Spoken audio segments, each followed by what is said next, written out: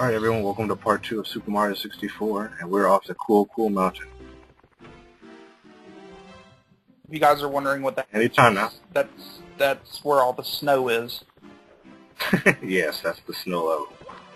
For all you people that want to be technical, it's called Cool Mountain.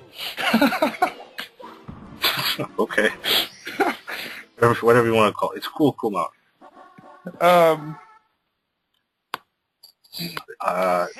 This is a pretty good level. It's not one of my favorite. My favorite levels are in the tower. If you can get past that annoying ass penguin. Quack! Quack! It's not annoying. You know where you're going. Quack! Quack! Yeah, hear that for about 5-10 times, and you get annoyed. Yeah, you do. But no, the most, for me, the hardest mission in Cool Mountain was racing the penguin. Oh yeah, because he's so fast. That is crazy. Ugh, I hate. He's really fast. That wasn't really a necessary thing to do, was it? Because I got past the level. I kind of avoided that. Because if you try to use the shortcut, there's a secret passage. I think I got past the secret passage, dude. If you use the secret passage, he'll say you're cheating, and he'll just not give you the star. What a dick. Well, we did kind of cheat. Well, you know, if games weren't made to cheat with, then don't fucking make it a video game. Well, no, it's not that. It's like you could use it to get the first star, but the penguin was the penguin's like, hey, you want to race? And he'll be like, yeah. And he'll do it he'll go the long way, but if you try to take the shortcut, he's like, hey, you cheated. Can I point out the only big flaw with this video game is that the only talking in this video game is the beginning where it says, it's me, Princess Peach. And then Princess Peach. Yeah. Like, what the hell? I don't feel like reading.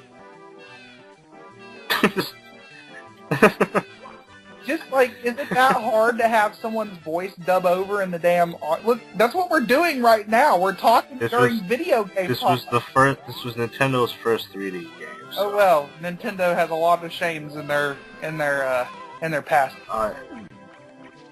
So it's a shame. It's not really a big deal. Like I said, this is their first 3D games, and given that the Nintendo 64 wasn't I don't think it was a very powerful system, or at least they didn't realize it was. It was when so they avoided the Battle of the Bits thing, you know, like with the 16-bit Sega versus Super Nintendo, and then, you know, the 8-bit Nintendo and all that stuff. They decided to do a 64-bit, and that was like that was literally supposed to be called the Super Nintendo right there.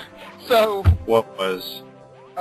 Well, the Nintendo 64, because if it's like the Super Nintendo, how much you want to bet Nintendo didn't try to pull that name off? What, the Super Nintendo? The super duper Nintendo. No, they didn't. They didn't actually. It used to be known as the Nintendo Ultra 64. Okay, well, the 64-bit aspect, I mean, of course, you know, modern time, you know, they were competing with the PS1, which was already doing the 3D aspect, but that was through discs, so it had more memory on it, and, you know, they were still dealing with cartridges, but after Nintendo 64, wasn't the next system the GameCube, and they started using discs for that? Mm-hmm. Okay, I got you now. Nintendo took a few years to make discs. I think. Well, you know what? It didn't bother me. The cartridges were easier to take care of. Hell, Sega caught up with the disc system way before PlayStation did. With the Sega Master System and the Sega CD. Master System? Wait, no, I don't know what I'm talking about. Master System was 8-bit. I don't. That was still cartridges. Like, the Sega systems are confusing me because it was a big-ass tumor attachment to them. No, there was the Sega CD, and that was CD based. There was the 32X, which I think was also CD based. I might be wrong. And they had the Sega Saturn and the Dreamcast, which were both CD based.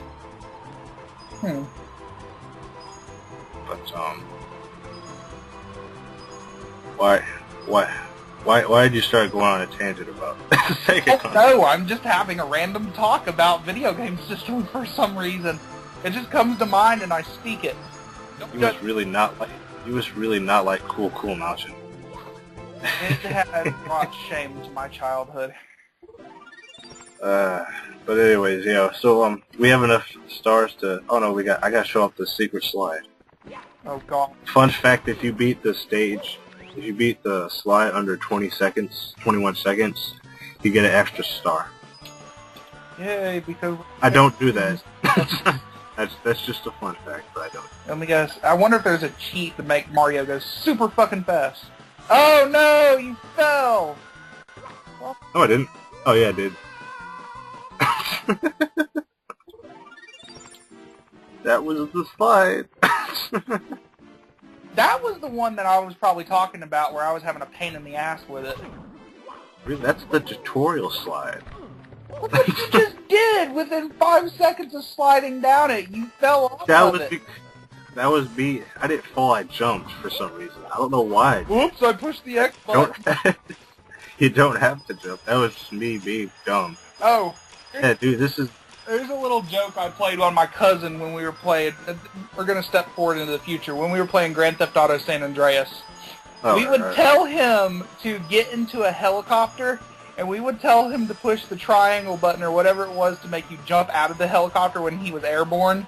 And we would have like a system to where everybody would have to take a turn. So we sit there and say, "Hey, push the square button. It'll make you fly faster, make you shoot weapons." And he'd push it, and we'd be like, "Okay, it's our turn." Same system applied to Mario. Yeah, predict. What? It was a stupid thing. It's hard to explain. It does sound stupid. He was 4 years old at the time. Imagine a 4-year-old playing Grand Theft Auto San Andreas. That's terrible. It isn't terrible because he doesn't know what you do on it. He just drives the cars and gets the vehicles. Interesting, man. Now, back to Mario 64. This is one of my favorite levels in the game. It's because you're doing the most platforming in these levels. The Bowser levels. Oh, yeah, I know what you're talking about now. This was a pain in the ass. It was? With the way, like I said in the last part, the camera, I don't know if it was just the way that the Nintendo 64 worked, but when you were doing the camera angles would sit there and shift on me. So when you're doing things like this with it, like a narrow path to, like say for instance these things right here, yeah, that's a pain in the ass when your camera shifts all the damn time. But I think that's only my issue, unless there's some kind of setting you had to put on the thing. Well, you could control the camera with the C button, but personally I never really had many camera problems with Mario 64. Well, then you just met the first person to have actual problems with the camera. Like, I do agree, like, the camera, it has aged.